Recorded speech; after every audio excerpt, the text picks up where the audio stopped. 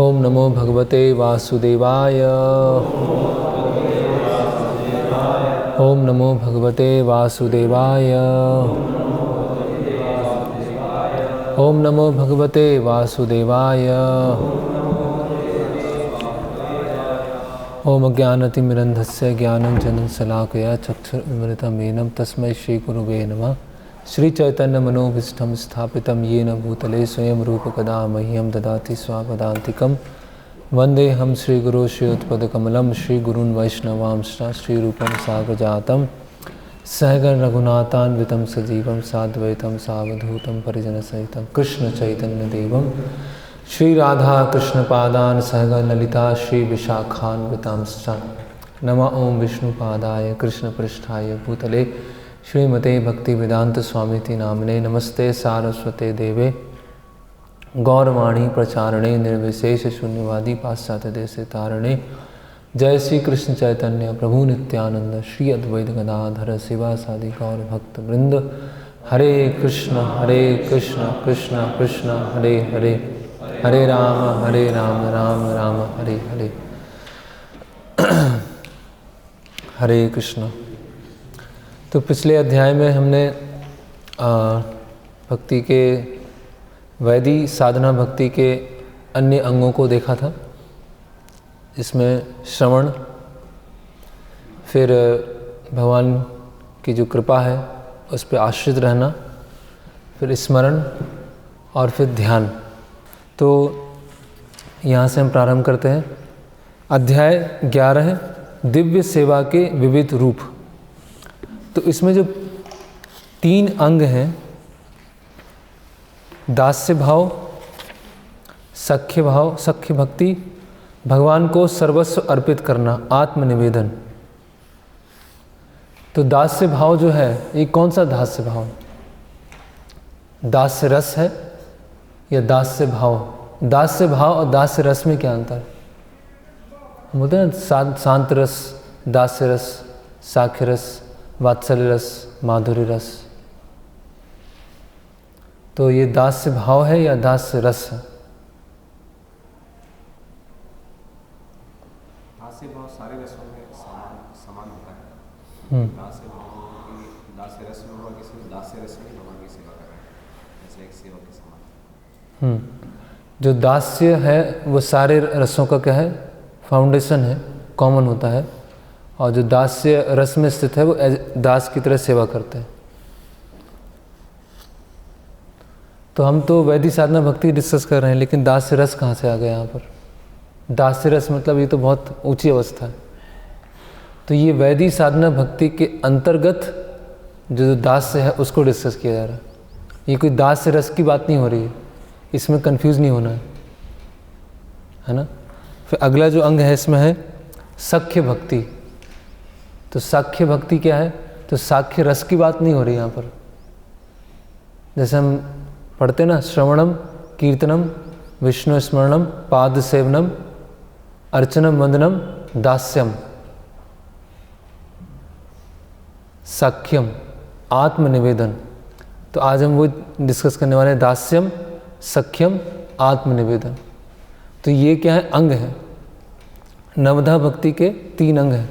तो जैसे हमने श्रवण को डिटेल में डिस्कस किया, कीर्तन को डिटेल में डिस्कस किया, स्मरण को डिटेल में डिस्कस किया, उसी तरह से दास्य, साख्य और आत्मनिवेदन को डिस्कस करेंगे। तो दास्य रस नहीं है या साख्य रस नहीं है। ऐसे नहीं, साख्य रस में अर्जुन है ना। और हम अभी हम वैदिक साधन भक्ति पर हैं। मतलब कोई वहाँ पर कोई स्पॉन्टेनियस डिवोशनल सर्विस नहीं है। हमें प्रयास करना पड़ रहा है, प्रयास लगाना पड़ रहा है। जब वो स्पॉन्टेनियस डिवोशनल सर्विस आएगी तो वो रागानुगा या प्रेम भक्ति रहेगी। तो इसमें हमें याद रखना है, हमें कंफ्यूज नहीं होना है ना। तो जो दास्य रस है या साख्य रस है उसके क्या बोलते हैं? स्थायी भाव। एक टर्म है स्थायी भाव। स्थायी भाव मतलब जो भक्त है जब अपनी पूर्णता की अवस्था में स्थित है तो भगवान के साथ किस संबंध में है उसको बोलते हैं स्थायी भाव। स्थायी मतलब परमानेंट, स्थायी भाव मतलब किस संबंध में भगवान के साथ स्थित है। तो जब हम ये 5 रसों का डिस्कशन करते हैं, शांत रस, दास्य रस और साख्य रस, तो वो है स्थायी भाव। और ये क्या है, अब यहाँ लिखा है दास्य भाव, तो ये कौन सा दास्य है, जो नवधा भक्ति में दास्यम साख्यम आत्मनिवेदनम, ठीक है। तो ये दास्य भाव क्या होता है, तो यहाँ पर रूप गोस्वामी 2 तरह के दास्य भाव बता रहे हैं, है ना। जैसे हमने श्रवण डिस्कस किया डिटेल में, अभी वो दास्य चल रहा है। तो 2 तरह के दास्य हैं। एक दास्य है कर्मार्पणम, कर्मों को अर्पण करना। कौन से कर्मों को अर्पण करना, जो वर्णाश्रम के कर्म हैं उनको अर्पण करना। और दूसरा है कैंकर्यम। कैंकर्यम मतलब किम करोति, अभी मैं क्या कर सकता हूँ, वो रियल सेंस में दास्य है। तो कर्मार्पणम मतलब वर्णाश्रम के जो कर्तव्य हैं, है ना, ब्राह्मण क्षत्रिय वैश्य शूद्र, उनको अर्पण करना, वो कर्म पहला दास्य है। और दूसरा दास्य क्या है, किम करोति, कैंकर्यम। साउथ इंडिया में ये प्रसिद्ध है, कैंकर्यम, प्रपत्ति, है ना। तो क्या मैं आपके लिए कर सकता हूँ, तो ये दूसरे स्तर का दास्य है, जो वास्तव में दास्य है। कर्मियों के अनुसार कर्म के फलों को अर्पित करना दास्य भाव या सेवकाई है। किंतु श्री रूप गोस्वामी जैसे वैष्णव आचार्यों के अनुसार भगवान की किसी न किसी सेवा में निरंतर संलग्न रहना दास्य भाव या सेवकाई है। तो दास्यम कर्मार्पणम तस्य कैंकर्यम अपि सर्वथा। तो 2 तरह के दास्य हैं, इसको लिख सकते हैं आप, कर्मार्पणम और कैंकर्यम। कर्मार्पण मतलब वर्णाश्रम ड्यूटीज, और कैंकर्यम मतलब डायरेक्ट भगवान की दासत्व को स्वीकार करना। तो ये जो दास्य है भक्त का एटीट्यूड है ना, ये दास्य रस नहीं है। इसको बार बार बताने का उद्देश्य यही है कि आगे कंफ्यूज होने वाले हैं, कंफ्यूज होंगे, इसलिए अब इसे याद रखें। फिर अभी ये जो पूरा पैराग्राफ है, इसमें रूप गोस्वामी दोनों तरह के दास्यों को डिस्कस कर रहे हैं, और साथ साथ में ये बता रहे हैं कि जो वर्णाश्रम के कर्तव्य हैं, है ना, वो वास्तव में रियल सेंस में दास्य नहीं है ना। कर्मियों के अनुसार, हम देख रहे हैं ये पैराग्राफ में लिखा है, कर्मियों के अनुसार कर्म के फलों को अर्पित करना।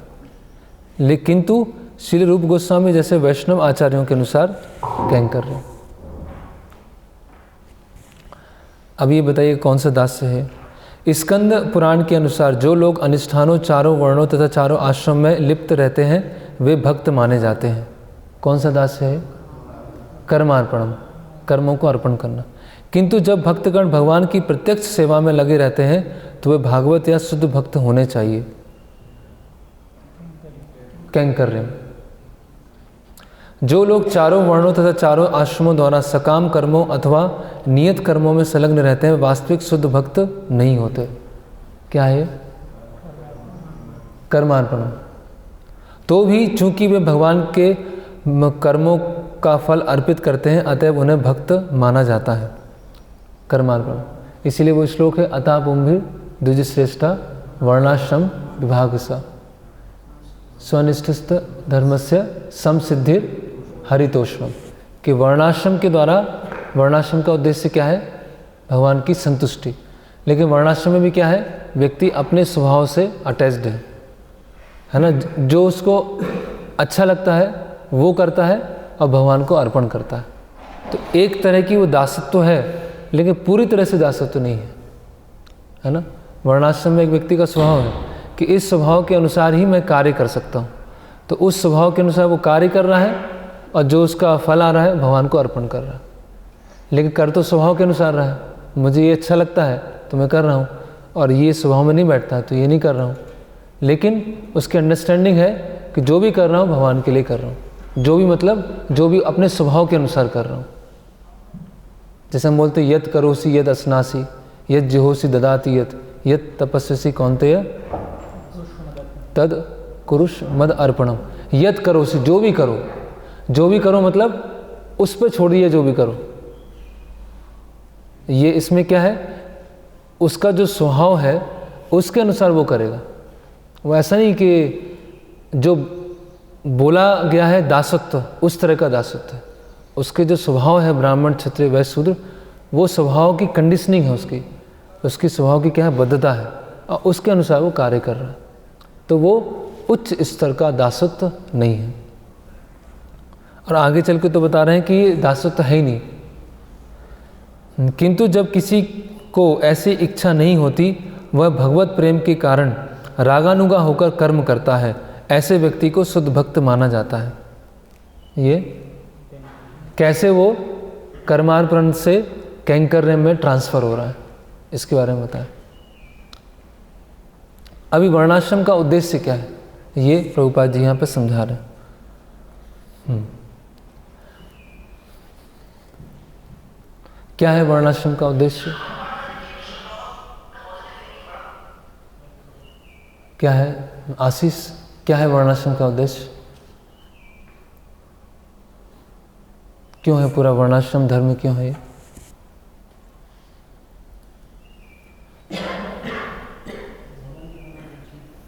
भगवान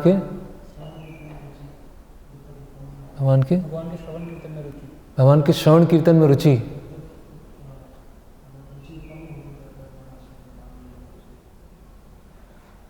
नहीं, ये तो हर प्रश्न का उत्तर हो सकता है कि भगवान के नाम में रुचि, भगवान की सेवा करने की इच्छा।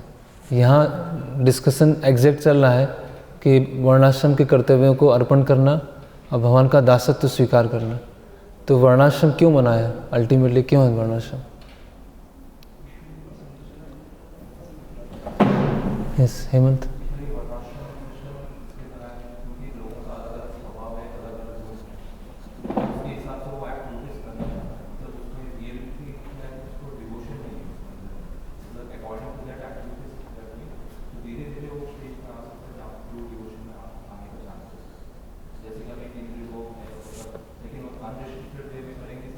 यस ये इस हाँ, तो वर्णाश्रम का उद्देश्य क्या है कि अगर आपको इंद्रिय भोग भी करना है तो शास्त्रों के अनुसार कीजिए। आपका जो स्वभाव है उस स्वभाव को भगवान की सेवा में लगाइए, है ना। तो एक पायस लाइफ। और ये जो वैदिक वर्णाश्रम है, जैसे बताया गया है कि आपको अगर इंद्रिय भोग भी करना है तो वो शास्त्रों के अनुसार ही होना चाहिए। फिर जो दैवी वर्णाश्रम है, दैवी वर्णाश्रम में जो अलग अलग एक्टिविटीज़ हैं भगवान विष्णु की संतुष्टि के लिए लगती है। उससे क्या होता है कि व्यक्ति भक्ति में तो आ जाता है लेकिन अपने स्वभाव से वो निकल नहीं पाता।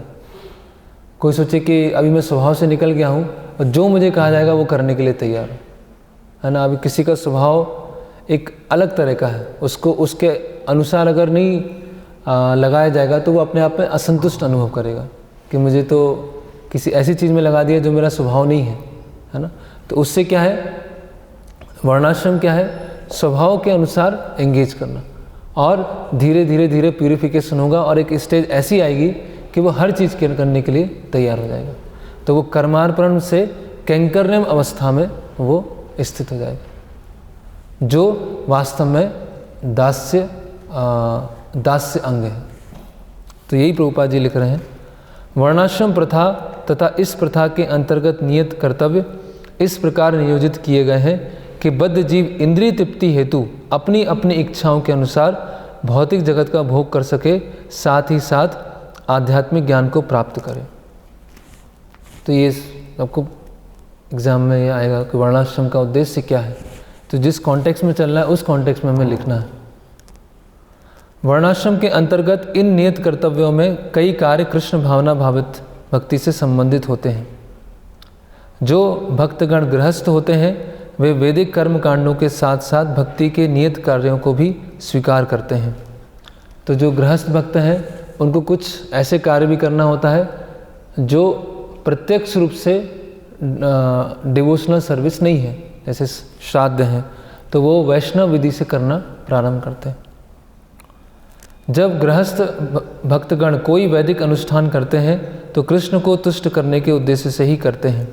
जैसा कि हम पहले कह चुके हैं, भगवान को तुष्ट करने के उद्देश्य से किया गया कोई भी कर्म भक्ति माना जाता है। तो ये दास्य। ओके, तो थोड़ा हम इसको और देखते हैं।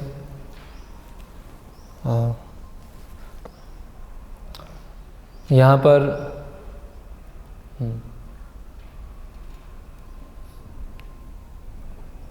बताया गया है, सुदामा विप्र प्रार्थना कर रहे हैं, तस्सेव में सुहृदम सख्य मैत्री दास्यम पुनर्जन्मनि जन्मनि स्यात्।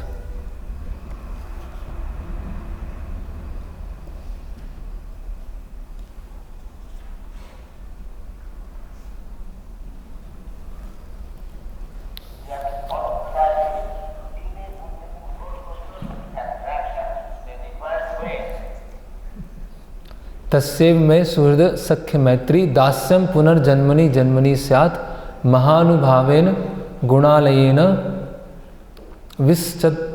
विसज्जत तस्य तत्पुरुष प्रसंग, है ना। तो यहाँ जो सुदामा विप्र हैं वो भगवान से प्रार्थना कर रहे हैं, दास्यम पुनर्जन्मनि जन्मनि स्यात्। अभी हम इसमें देखेंगे कि जो दास्य, साख्य और आत्मनिवेदन के जो उदाहरण हैं वो हम साधक भक्तों के नहीं देखेंगे, जो परफेक्ट डिवोटीज हैं उनके उदाहरण देखेंगे, क्योंकि साधक अवस्था में ये होना बहुत क्या है, ये मुश्किल बात है। तो यहाँ बताया गया है, बता रहे हैं, सुहृदम मतलब affection toward him who is so compassionate to his devotees. सुहृदम सर्वभूतानां। सख्यम, सख्यम मतलब भगवान के साथ में रहने की इच्छा। और मैत्री, है ना, मैत्री मतलब और ज़्यादा घनिष्ठता। और दास्य मतलब अर्ज्ड टू डू सर्विस, सेवा करने की तीव्र इच्छा। तो सुहृद, साख्य और मैत्री तीन तरह के होते हैं। सुहृद मतलब थोड़ा सा संबंध दूर का है, सख्य मतलब थोड़ा और नज़दीक का है, मैत्री मतलब और नज़दीक का।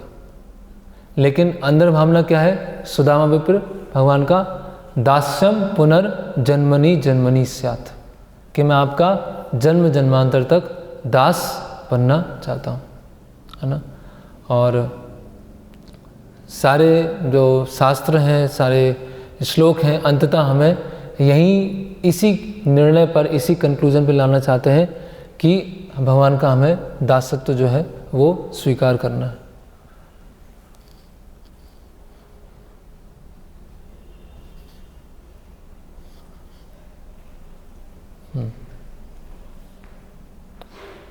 फिर ये मैंने बताया है,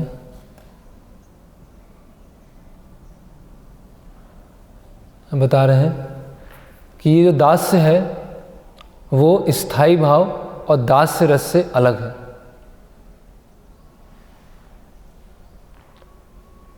ये जो दास्य है वो स्थायी भाव और दास्य रस से अलग है। और ये दास्य क्या है, भगवान की सेवा करने की एक प्रवृत्ति है ना। कोई दास्य रस की चर्चा नहीं हो रही। फिर कैंकर्यम, कैंकर्यम मतलब आपके लिए मैं क्या कर सकता हूँ, ये भावना होना, आपके लिए क्या कर सकता हूँ, है ना। तो एक हमने अंग पढ़ा था पहले, परिचर्या। किनको याद है परिचर्या क्या है? परिचर्या का अर्थ क्या है, किन्हीं को याद? हाँ, अर्चा विग्रह में आता है, लेकिन उसका और अंदर का मीनिंग, जैसे वो बोलते हैं द्वापरे परिचर्यायाम।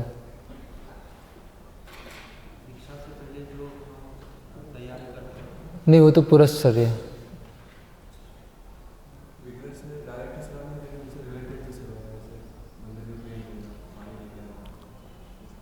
हाँ, मंदिर से संबंधित सेवा है। तो उसमें हम क्या क्या समझते हैं, भगवान की कैसी सेवा करते हैं? हाँ, दास्य भाव में करते हैं, लेकिन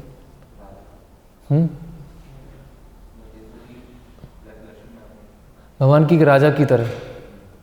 परिचर्या में हमने चर्चा किया था कि भगवान क्या एक राजा है, और जिससे राजा की सेवा की जाती है सारे दास मिलकर। तो वो जो यहाँ पर आचार्य बता रहे हैं जीव गोस्वामी कि दास्य है और परिचर्या है, वो दोनों एक दोनों मिलता जुलता है। परिचर्या में एक राजा की तरह सेवा कर रहे हैं और दास्य भाव में एक दास की तरह सेवा कर रहे हैं।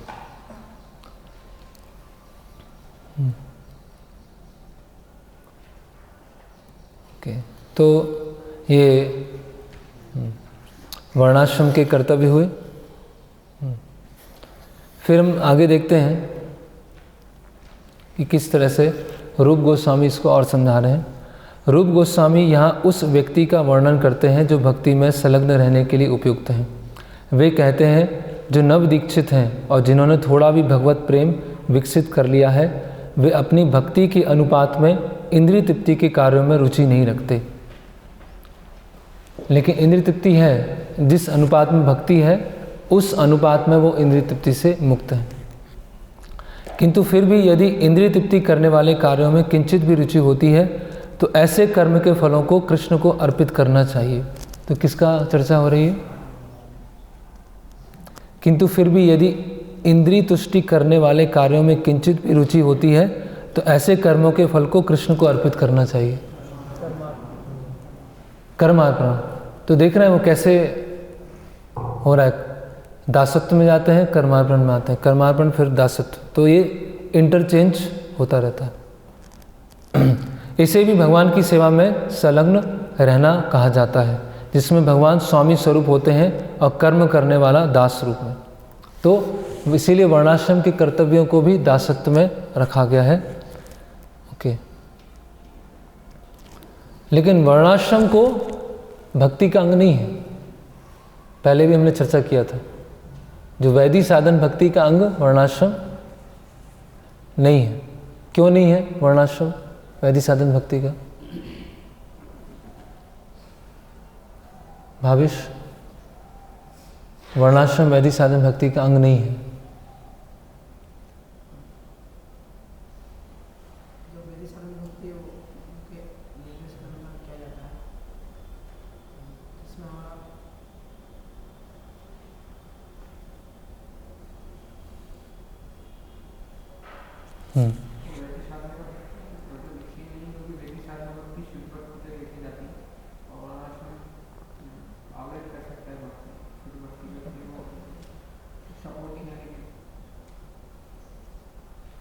हाँ, आवृत तो और भी चीज़ें कर सकती है, सपोर्टिंग है, तो क्यों उसको सपोर्ट में रखा गया, क्यों अंग की तरह नहीं रखा गया?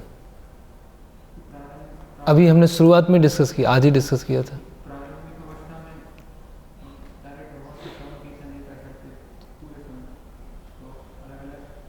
नहीं, वो तो ठीक है।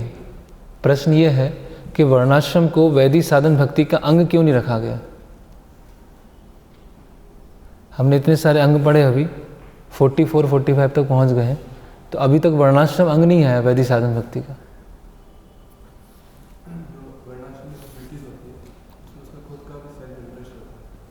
यस। तो वो सेल्फ इंटरेस्ट स्वभाव आ गया ना, उसकी कंडीशनिंग आ गई, वो अपने स्वभाव के अनुसार करना चाहता। तो वर्णाश्रम क्या कर देता है, उसको डॉपटेल कर देता है, उसको चैनलाइज कर देता है, जिससे वो भगवान का श्रवण कीर्तन अच्छे से कर सके। तो ये बेसिक डिफरेंस है, इसको अगर भूल जाएंगे तो सब मिक्स हो जाएगा।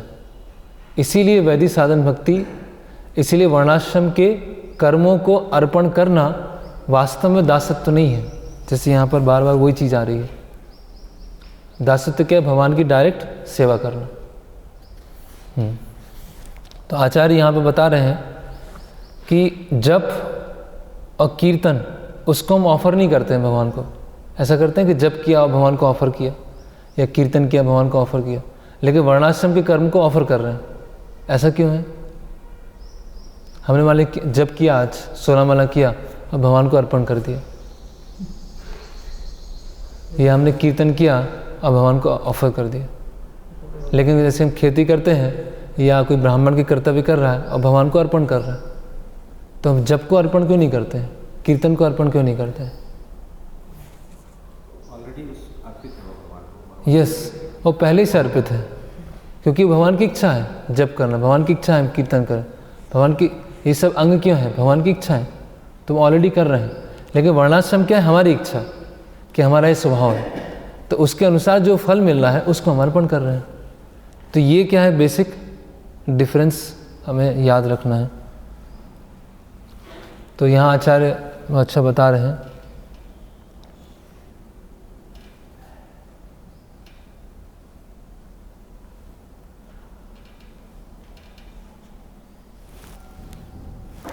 क्या बताया, जप and meditation do not need to be offered, they are already angas of bhakti. तो जप है, ध्यान है, वो कोई अर्पण करने की जरूरत नहीं है, वो ऑलरेडी भक्ति के अंग है। However offering the auspicious items कर्मार्पणम among prescribe duties are not अंगास ऑफ भक्ति।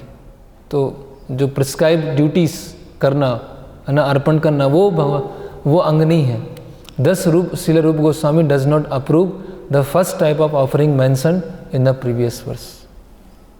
तो रूप गोस्वामी इसको उसका अप्रूव नहीं करते हैं। ये कर्मार्पण वास्तव में भक्ति का अंग है।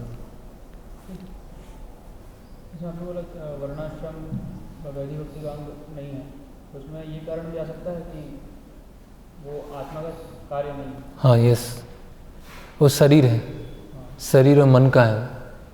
बाकी जो कार्य है वो सब आत्मा के हैं। और शरीर और मन को कैसे मिला है हमको? अपने पूर्व कर्मों की वजह से, और पूर्व कर्मों की वजह से एक स्वभाव बना है, तो इसलिए वो अंग नहीं है। ये पॉइंट भी आ सकता है कि वर्णाश्रम को व्यक्ति कितना भी पालन करे वो भक्ति प्राप्त नहीं करता।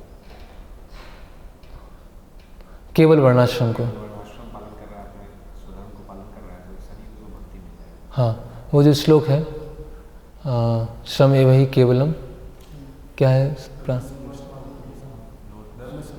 धर्म सुनिश्चिता पुंसा विश्वक्सेन कथा सुया ना उत्पाद यदि रतिम श्रम एव हि केवलम। तो वही श्लोक है ये कि धर्म सुनिश्चिता पुंसा, सारे वर्णाश्रम की कर्तव्य पालन कर रहा है, लेकिन वासुदेव की कथा के प्रति रुचि नहीं आई है, तो श्रम एव हि केवलम।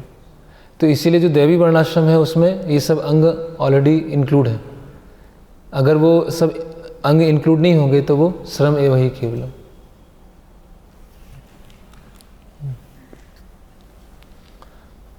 ओके, इसके बाद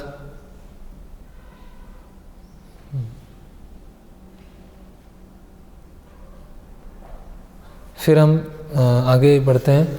नारदीय पुराण में बताया गया है कि ये दास्य भाव किस तरह दिव्य होता है। उसमें कहा गया है, अभी आप ध्यान से सुनिए कौन सा श्लोक है जिसको प्रभुपाद जी कई बार कोट करते हैं। उसमें कहा गया है, जो व्यक्ति मनसा वाचा कर्मणा निरंतर भक्ति में लगा रहता है, अथवा ऐसा व्यक्ति जो भक्ति में लगा नहीं रहता किंतु निरंतर उसकी कामना करता है, वह मुक्त समझा जाता है।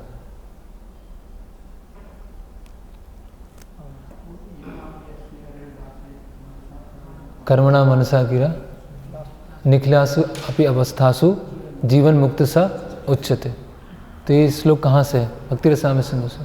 और हम देखते प्रभुपाद जी इसको कई बार कोट करते हैं न। कर्मणा मनस, कर्म मन से, वचन से और मन कर्मणा, तीन चीज़ों से जो भगवान की सेवा में लगा रहता है वो मुक्त हो जाता है। और फिर ये जो है सब हम याद कर सकते हैं, ना हम विप्रो न च नरपति नापि वैश्य न शूद्रो नायम नाहम वर्णिचा गृहपति नो वनस्तो यतिर्वा किंतु प्रोद्यम निखल परमानंदम पूर्णामृताब्धिर गोपीर भर्तु पद कमलयो दास दासानु दास। तो इसमें चैतन्य महाप्रभु अपने आप को जो वर्णाश्रम की पहचान है उससे अलग करके क्या बता रहे हैं? दास दासानु दास। तो जो कर्मार्पण है वर्णाश्रम के अनुसार उससे अपने आप को हटा के जो कैंकर्यम है गोपीर भर्तु पद कमलयो दास दासानुदास। तो ये दोनों हमको अच्छे से एकदम क्लियर होना चाहिए। वर्णाश्रम के कर्तव्यों को अर्पण करना, और जो दास्य है वो, और ये दास्य रस से अलग है, दास्य भाव से अलग है। ये सारे सूक्ष्म विचार हैं तो हमें अच्छे से पता होना चाहिए। फिर है इसमें सख्य भक्ति, साख्य। अभी वैदिक साधन भक्ति में साख्य आ गया। कोई डायरेक्ट पढ़ेगा तो वो वैदिक साधन भक्ति में साख्य क्या आ गया। तो ये साख्य जो नवधा भक्ति का साख्य है उसके बारे में चर्चा है।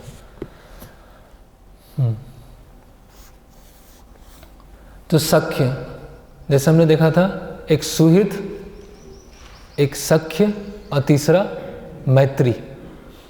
तो सख्य मतलब इंटीमेट संबंध, मतलब ये दास्य से थोड़ा सा ऊपर है साख्य। दास्य में स्थित होना वही कठिन है, तो जो साख्य होगा वो तो और कठिन होगा, और आत्मनिवेदन उससे भी ज़्यादा कठिन है।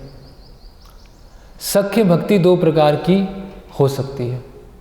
पहली वह है जिसमें भगवान के विश्वास पात्र दास की तरह कर्म किया जाए, है ना, confidential servant of Lord. Confidential मतलब थोड़ा सा इंटीमेट संबंध हो गया भगवान से। दूसरी वह है जिसमें भगवान के शुभ चिंतक के रूप में कर्म किया जाए, वेल विशर। भगवान के शुभ चिंतक कैसे हम बन सकते हैं? पहला है भगवान के कॉन्फिडेंशियल सर्वेंट की तरह कार्य करना, वो एक स्तर का साख्य है। और दूसरा साख्य है जिसमें भगवान के शुभ चिंतक है ना। जिस भक्त को भगवत भक्ति में विश्वास होता है वह विधि विधानों का ढंग से पालन इस श्रद्धा के साथ करता है कि उसे दिव्य जीवन का पद प्राप्त हो जाए, है ना। दूसरे प्रकार की सख्य भक्ति भगवान का शुभ चिंतक बनना है। तो जो प्रचारक हैं उसके बारे में प्रभुपाद जी लिख रहे हैं। भगवत गीता में कहा गया है कि भगवान उपदेश देने वालों को अपना सर्वाधिक प्रिय दास मानते हैं। जो भी व्यक्ति गीता के रहस्य का उपदेश सामान्य जनों को देता है वो कृष्ण को इतना प्रिय होता है कि मानव समाज में उसकी कोई बराबरी नहीं कर सकता। तो ये पहला जो दास्य है जिसमें भगवान के एक विश्वास पात्र सेवक की तरह सेवा कर रहे हैं, और दूसरा जो साख्य है जिसमें भगवान के शुभ चिंतक। शुभ चिंतक मतलब भगवान चाहते हैं कि सारे जीव उनके पास में वापस लौटें, और उस कार्य में जो मदद कर रहा है, जो प्रचारक है, वो एक शुभ चिंतक की तरह कार्य करता है। तो पहले तरह का साख्य, पहला साख्य क्या है? कॉन्फिडेंशियल सर्वेंट, है ना। जैसे दास्य में दो दास्य थे, कर्मार्पणम और कैंकर्यम। तो साख्य में दो तरह के साख्य हैं, पहला विश्वास पात्र सेवक और दूसरा शुभ चिंतक। ठीक है, तो विश्वास पात्र सेवक का बताएगा। अब ये उदाहरण है सिद्ध भक्तों का, लेकिन रूप गोस्वामी यहीं पर दे रहे हैं। क्यों? क्योंकि ऐसी स्थिति में किसी साधक का रहना वो बहुत मुश्किल है, मतलब बहुत कम ही हो पाते हैं, बिरले हैं जो यहाँ तक पहुँचते हैं। कहने का मतलब क्या है कि ये जो तीन अंग हैं, दास्य, साख्य और आत्मनिवेदन, ये बताते हैं कि एक साधक वैदिक साधन भक्ति से रागानुगा साधन में कैसे प्रवेश करेगा। इसके बारे में तीन अंगों को डिस्कस किया गया। ये कैसे साधक स्पॉन्टेनियस अवस्था में, स्वतः अवस्था में आएगा, भगवान के साथ उसका बहुत ज़्यादा वो विश्वास पात्र, भगवान का शुभ चिंतक। महाभारत में द्रौपदी कहती हैं, हे गोविंद, आपकी प्रतिज्ञा है कि आपका भक्त कभी विनष्ट नहीं होता। मैं इस कथन में विश्वास करती हूँ, अतएव सभी प्रकार के कष्टों में मैं केवल आपके इस वचन का स्मरण करती हूँ और जीवन धारण किए रखती हूँ।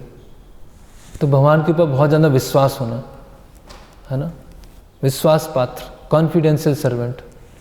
एक है सर्वेंट जो पहले था, लेकिन ये क्या है? कॉन्फिडेंशियल, बहुत अंतरंग।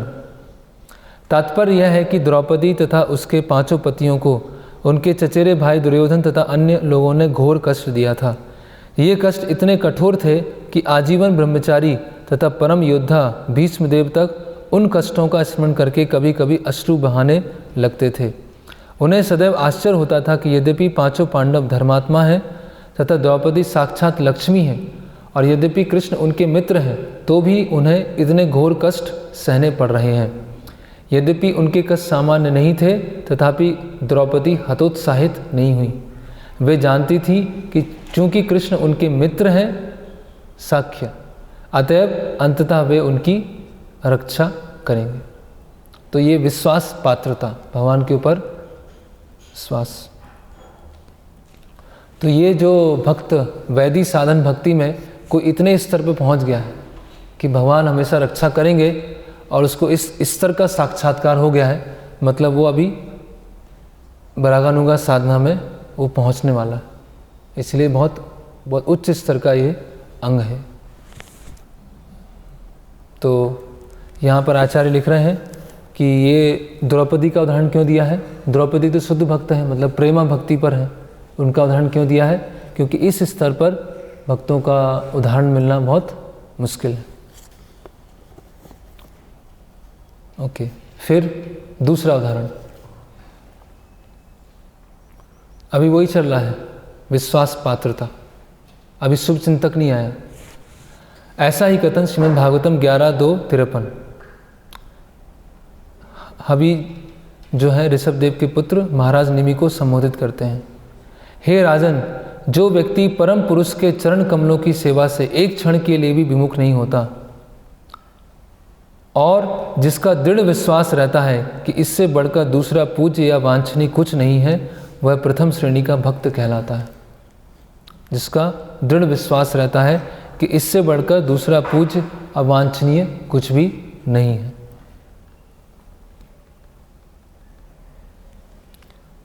अभी दूसरे स्तर का साक्ष्य है ना, जिसमें भगवान के साथ इंटीमेट संबंध।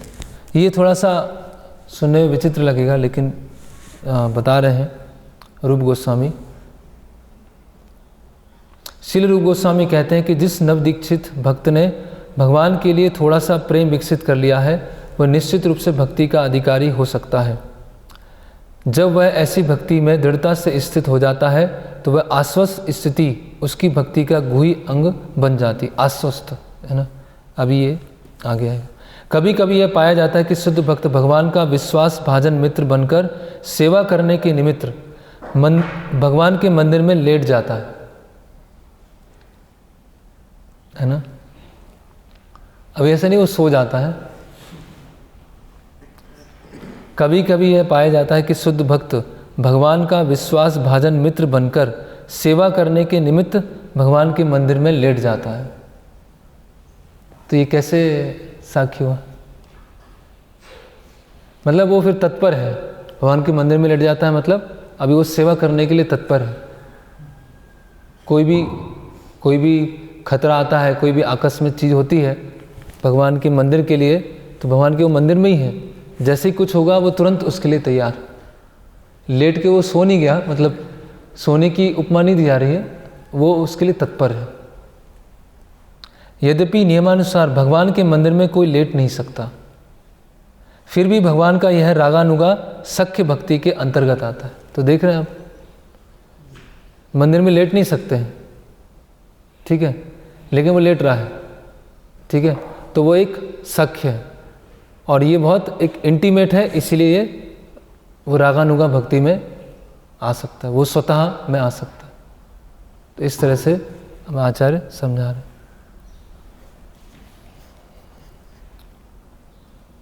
किसी को इसमें डाउट है तो बाद में पूछ सकते हैं। ओके, फिर से इसको जोड़ देने के लिए बार बार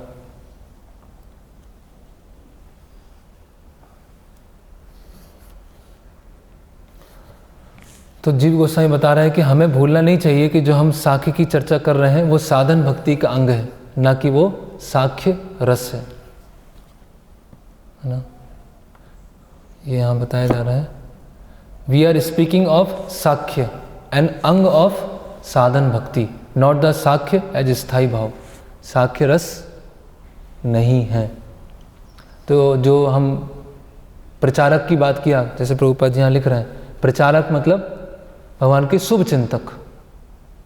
तो ऐसा नहीं कि जो प्रचारक हैं वो आगे चल के साख्य रस में पहुंच जाएंगे। जब भक्ति की उच्च अवस्था में पहुंचेंगे तो साख्य रस में पहुंचे। इसकी चर्चा नहीं हुई। प्रचारक मतलब भगवान के साथ गहरा संबंध। So although this is an example of raganuga bhakti, the verse is quoted to show that there are examples of sakhya within vaidik bhakti. तो ये हमने चर्चा। प्रभुपाद जी का कोट है ये, sakhya means being a well wisher of Krishna. Krishna wants everyone to surrender unto him because, तो हर कोई भगवान का सेवक है, भगवान चाहते हैं कि सरेंडर किया जाए। तो जो भगवान का एक मित्र है वो उसका प्रचार करता है और सबको निवेदन करता है कि आप शरण लीजिए। तो ये साख्य।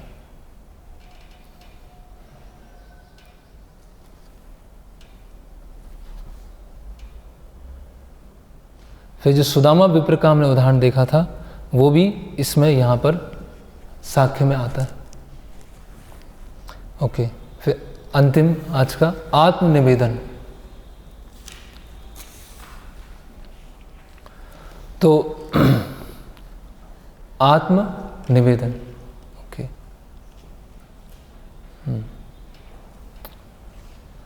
तो श्रीमद् भागवतम 11:29-34, जो पूर्णतया मेरे शरणागत हो चुका है और जिसने अन्य सारे कार्यों को पूरी तरह छोड़ दिया है, उसे इस जन्म में तथा अगले जन्म में मेरे द्वारा व्यक्तिगत रूप से सुरक्षा प्रदान किया जाता है। दूसरे शब्दों में, मैं आध्यात्मिक जीवन में अधिकाधिक अग्रसर होने में उसकी सहायता करना चाहता हूँ। ऐसा समझ लेना चाहिए कि ऐसे व्यक्ति को पहले ही राष्ट्रीय प्राप्त हो चुका है ना। और भगवान यहाँ पर सर्वधर्मान परित्यज्य माम एकम शरणम व्रज अहम त्वं सर्व पापेभ्यो मोक्षयिष्यामि मा शुचा, उसका इस श्लोक का उदाहरण दे रहे हैं। अभी आत्मनिवेदन की परिभाषा क्या है ना, वो देखते हैं। यह आत्मसमर्पण आत्मनिवेदन कहलाता है। आत्मा की परिभाषा विभिन्न विद्वानों भिन्न भिन्न रूप से दी है। अभी आत्मा जो है वो अलग अलग शब्दों को इंगित किया जाता है। कभी आत्मा शरीर को भी बोलते हैं, आत्मा तो है ही। तो कभी कभी शरीर को अर्पित करना, मन को अर्पित करना, वो भी आत्मनिवेदन में आता है।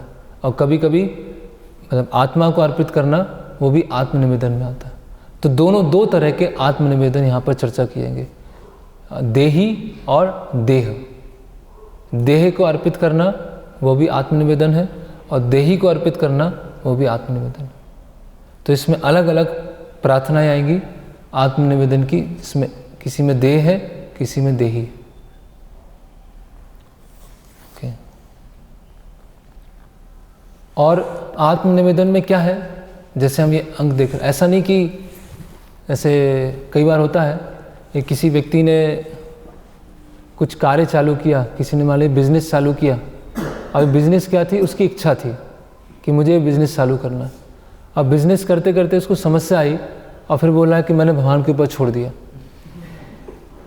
तो वो आत्मनिवेदन नहीं है। वो आत्मनिवेदन मतलब जब हम शुरुआत कर रहे हैं तब सोच रहे हैं कि मुझे ये भगवान के अनुसार ये करना चाहिए, और जो भगवान की इच्छा नहीं है ये नहीं करना चाहिए। तो आत्मनिवेदन मतलब एक एटीट्यूड कि प्रारंभ से ही व्यक्ति ये सोच रहा है कि भगवान के लिए मुझे सरेंडर होना है। ऐसा नहीं कुछ कर लिया और गड़बड़ हो गई और फिर भगवान पे छोड़ दिया कि भगवान आपके शरणागत है। तो वो आत्मनिवेदन नहीं कहलाएगा, है ना, वो मिक्स्ड एटीट्यूड हो जाएगा। तो यस, अतः पूर्ण आत्मसमर्पण का अर्थ है न केवल आत्मा के रूप में आत्मसमर्पण, अपितु भगवान की सेवा में अपना मन शरीर भी अर्पित कर देना। आत्मा का उदाहरण आएगा, मन और शरीर का उदाहरण आएगा। इस प्रसंग में श्रील भक्तिविनोद ठाकुर का एक सुंदर गीत है। हे प्रभु, यह मेरा मन, मेरा घर बार, मेरा शरीर, मेरा सर्वस्व आपकी सेवा में अर्पित है। अब आप इनके साथ जैसा चाहे करें। कौन सा ये आपको पता है गजेंद्र, कौन सा सॉन्ग है? आदित्य, ओके। तो ये कौन सी प्रार्थना है जिसमें पूरी तरह से भक्त अर्पित कर देता है? ओके। अभी आता है यमुनाचार्य की प्रार्थना। अब ये बताइएगा, ये आत्मा के लिए बता रहे हैं या शरीर मन के लिए बता रहे हैं? यमुनाचार्य, हे प्रभु, मैं किसी शरीर के भीतर मनुष्य या देवता जिस रूप में भी रहूं, जिस भी गुण से युक्त रहूं, इसकी मुझे परवाह नहीं है, क्योंकि ये शरीर प्रकृति के 3 गुणों के आनुषंगिक फल हैं और इन शरीरों का स्वामी मैं स्वयं को आपको समर्पित कर रहा हूं। आत्मा क्यों?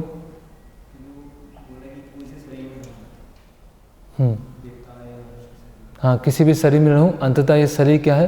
प्रकृति के 3 गुणों से बना हुआ। यस।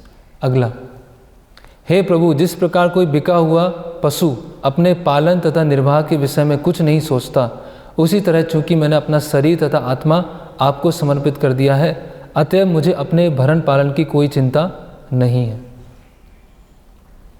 रुचिम, क्या है?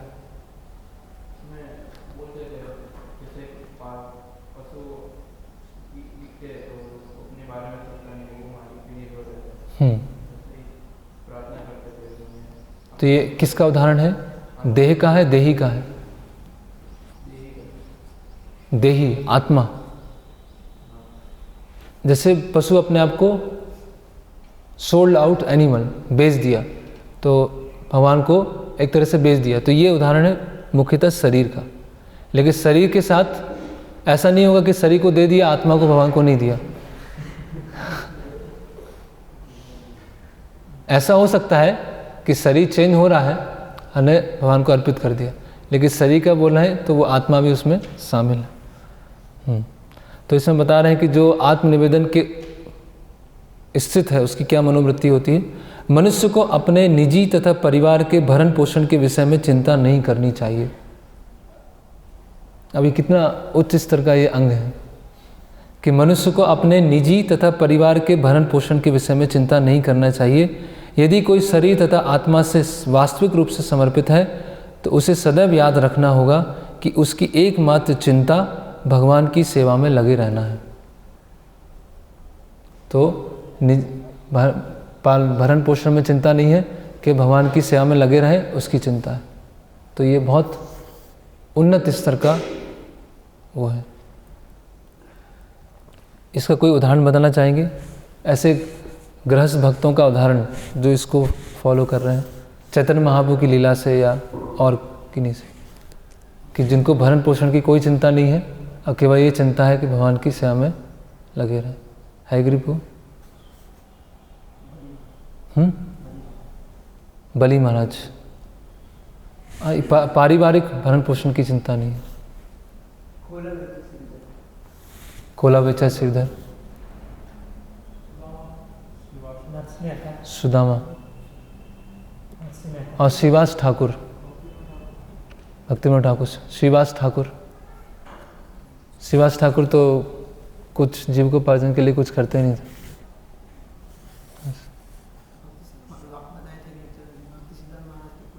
हाँ, यस। अभी यहाँ रूप गोस्वामी स्पष्ट कर रहे हैं साख्य और आत्मनिवेदन को। श्रील रूप गोस्वामी कहते हैं कि सख्य भक्ति और आत्मनिवेदन 2 कठिन विधियाँ हैं, अतएव भगवान के साथ ऐसे संबंध विरले ही देखे जाते हैं। मतलब ये आत्मनिवेदन कैसा है? अभी स्वतः नहीं हुआ है, लेकिन फिर भी वो आत्मनिवेदन है। मतलब प्रेम की अवस्था में नहीं है तो भी भगवान के प्रति पूरी तरह से शरणागति है। तो ये क्या है? बहुत टफ है। अगर हम विचार करके देखें तो ये जो उदाहरण है बलि महाराज या प्रहलाद महाराज, ये सब उदाहरण है, ये ऑलरेडी प्रेम की अवस्था में है, लेकिन अभी हमें प्रेम नहीं है, अभी हम मन पे जोर लगा के भक्ति कर रहे हैं और उस अवस्था में पूरी तरह से भगवान के ऊपर निर्भर होना, तो ये कितना कठिन है। इसीलिए अतएव भगवान के साथ ऐसे संबंध विरले ही देखे जाते हैं। इसीलिए हमारे लिए क्या श्रवण कीर्तन हम कर रहे हैं। केवल सिद्ध भक्ति ही इन दोनों विधियों को सरलता से निभा सकता है। तात्पर्य यह है कि निष्ठावान भावमयी भक्ति से मिश्रित मनुष्य को अपने आप को पूरी तरह भगवान की इच्छा पर छोड़ देना चाहिए। तो इसमें कुछ उदाहरण है आत्मनिवेदन के, उसके बाद हम समाप्त करेंगे।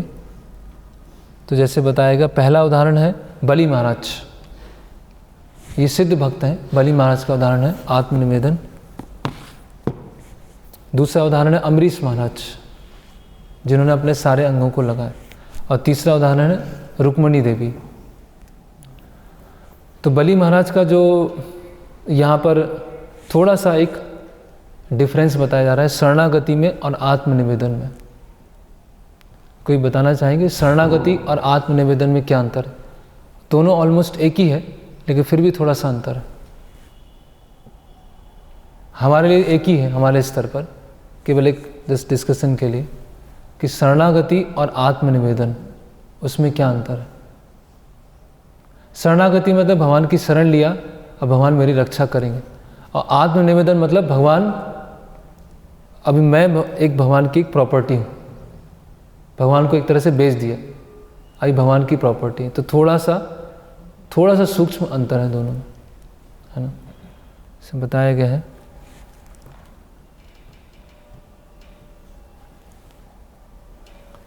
Surrender is acceptance of the lord as one's protector,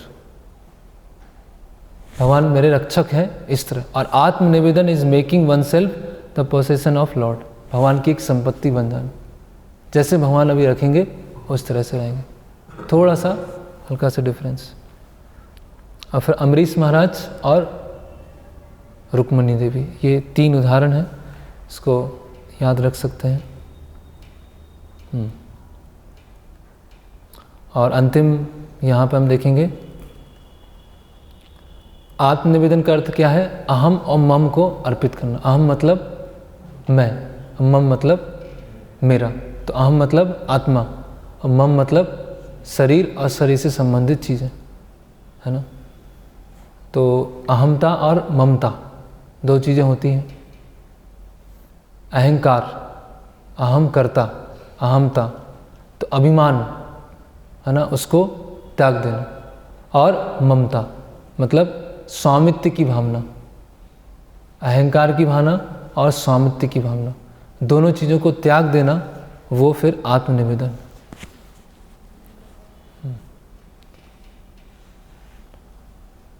तो ये आत्मनिवेदन पूरा हुआ। हरे कृष्ण। किसी का कोई प्रश्न है, कुछ क्या सा है?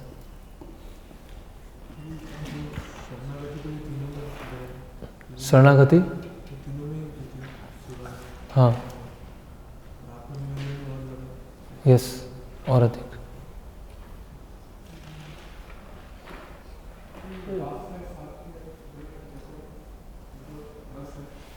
हाँ, नवदा भक्ति में भी आते हैं, अर्चनम, वंदनम, दास्यम, सख्यम, आत्मनिवेदन। तो वो जो 3 आते हैं लास्ट में, दास्यम, सख्यम, आत्मनिवेदन, उसका हमने चर्चा किया। दास्य रस, साख्य रस, उसका चर्चा नहीं किया।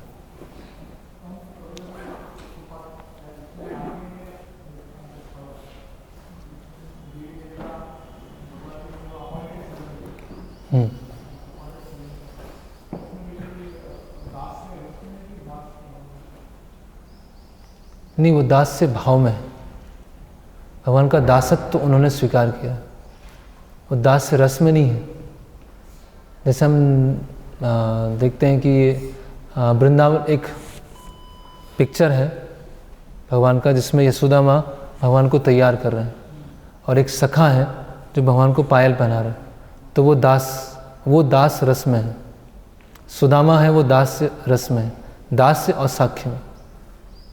लेकिन जो देवी देवता है वो दास भाव में है। रस मतलब संबंध, संबंध मतलब जो परफेक्ट स्टेज में संबंध बनेगा प्रेमा भक्ति में।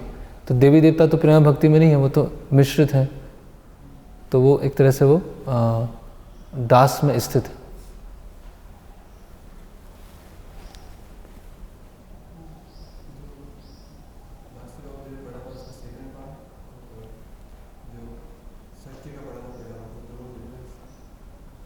तो दास्य का जो दूसरा भाव है कैंकर्यम, कि क्या मैं कर सकता हूँ, और साखे का जो पहला भाग है कि भगवान के विश्वास पात्र सेवक, तो उसमें अंतरंगता और बढ़ गई है।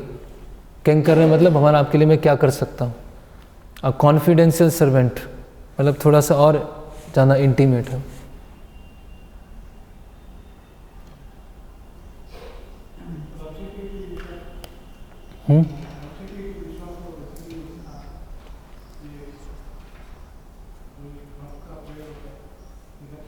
इति विश्वासो गुप्तत्व, सख्य में सख्य का पहला भाग रक्षित, इसी इति विश्वासो।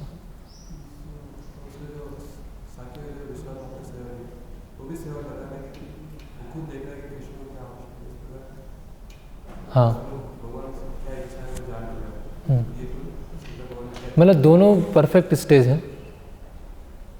परफेक्ट में भी ग्रेडेशन होती है ना, more perfect, most perfect, perfect से ही परफेक्ट, तो इस तरह से है। कैंकर मतलब भगवान की जो इच्छा है वो करने के लिए तैयार, कॉन्फिडेंस मतलब और थोड़ा और अंतरंगता आई। भगवान खुद डिसाइड करता है। हाँ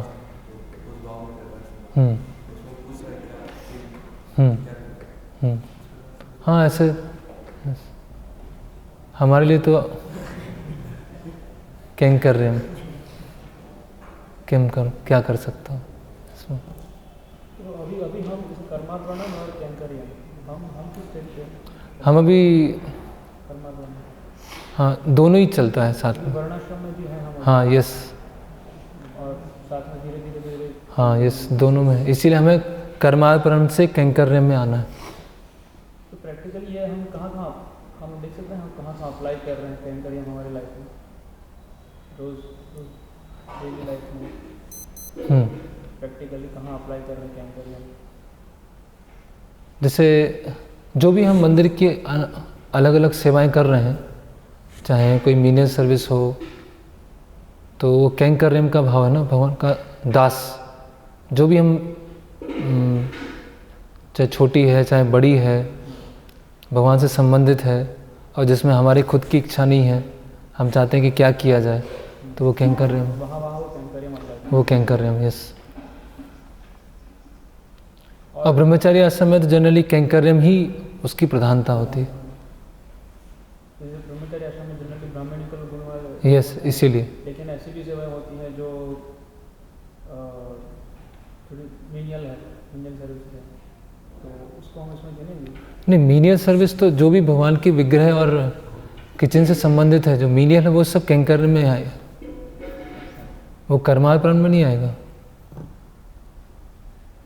वो सब चाहे पानी लेके आना है, चाहे झाड़ू लगाना है, चाहे क्लीन करना है, वो सब कैंकर्यम के पार्ट। कर्मार्पण मतलब स्वभाव, मेरा स्वभाव है कि जो इसमें ब्राह्मण क्षत्रिय वैश्य शूद्र ही आ जाता है। हाँ ये ब्राह्मण, हाँ हम भी अपने स्वभाव के अनुसार सेवा कर रहे हैं, ब्राह्मणिकल गुण है, तो हम जीविकोपार्जन के लिए कार्य नहीं कर रहे हैं, इसलिए वर्णाश्रम। कहीं ना कहीं स्वभाव का अटैचमेंट तो है, पूरी तरह से तो मुक्त नहीं हुए, नहीं तो कोई भी सेवा करने के लिए तैयार हो जाते हैं और उसमें पूरी तरह से संतुष्ट होते हैं। कोई भी सेवा दी जाती उसमें संतुष्ट, ऐसा नहीं कि ये मुझे करना है, ये मुझे करना है, तो कहीं ना कहीं स्वभाव भी आ रहा है उसमें। बस वो जीविकोपार्जन के लिए हम नहीं कर रहे, इसलिए वो कर्मार्पण नहीं जी। और साक्ष्य में भी हम अप्लाई नहीं कर रहे अभी। हाँ मतलब बहुत दूर का है वो। अब इसमें से प्रचारक का प्रभुपाद जी उदाहरण बता रहे हैं कि प्रचारक शुभ चिंतक होता है, लेकिन हम इतना हमारा उत्साह, इतना ज़्यादा ज़ील नहीं है प्रचार करने की, बिल्कुल चुपचाप बैठे ही नहीं है और वह प्रचार करना, इस तरह से नहीं है ना। है भावना है, लेकिन जो इस स्तर का साक्ष्यम है उस तरह की भावना नहीं है। अभी तो आदेश है। हाँ इसको वर्णाश्रम भगवान के संतुष्टि के लिए, यस। दैवी वर्णाश्रम हम स्पेसिफिकली अलग से बोलते हैं, ये शास्त्र का शब्द है या हमने इसको बस उसको एम्फसाइज करने के लिए बनाया है? वर्णाश्रम मतलब दैवी, भगवान की संतुष्टि। मतलब भक्ति सिद्धांत श्री ठाकुर ने ये के समय पर ये आया है, मतलब इसमें बनाया नहीं है, वर्णाश्रम के ऐसे एलिमेंट्स जिसमें कर्म कांड या देवी देवताओं की पूजा शामिल है उसको हटा दिया है। वर्णाश्रम के ऐसे एलिमेंट जिसमें कि फ्रूटिव मेंटेलिटी है, या तो इस जन्म में या अगले जन्म में, उन सब चीज़ों को हटा दिया और केवल वही एलिमेंट्स रखे हैं जिसमें भगवान की सेवा है, डायरेक्टली इनडायरेक्टली। तो दैवी वर्णाश्रम, वैष्णव विचारधारा से, यस, वैष्णव विचारधारा से इस प्रकार से दैवी वर्णाश्रम, इस तरह शास्त्रिक शब्द शास्त्रों में है, लेकिन उसको एक तरह से कॉइन कर दिया है, जैसे supreme personality of God head है, लेकिन उसको बना दिया है, उसी तरह से दैवी वर्णाश्रम। हाँ, भक्तिविनोद ठाकुर उन्होंने बताया। नहीं, प्रश्न था कि शास्त्रों में है कि नहीं है, या हमने, हाँ मतलब इसको जो नाम दिया है वो भक्तिविनोद ठाकुर ने दिया, बाकी शास्त्रों में तो है। और कोई?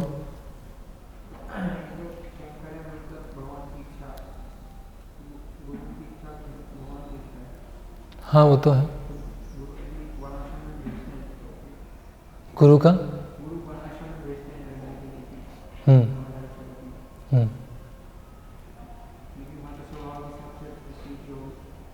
स्वभाव के अनुसार, हाँ।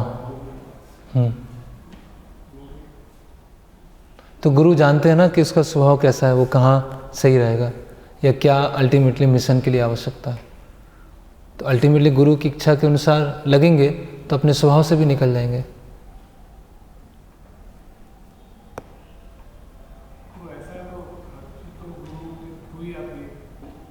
हर चीज,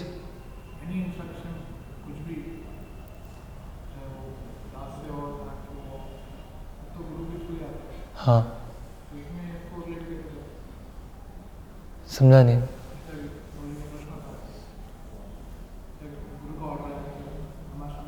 हाँ हाँ, अल्टीमेटली गुरु की इच्छा के अनुसार। यस,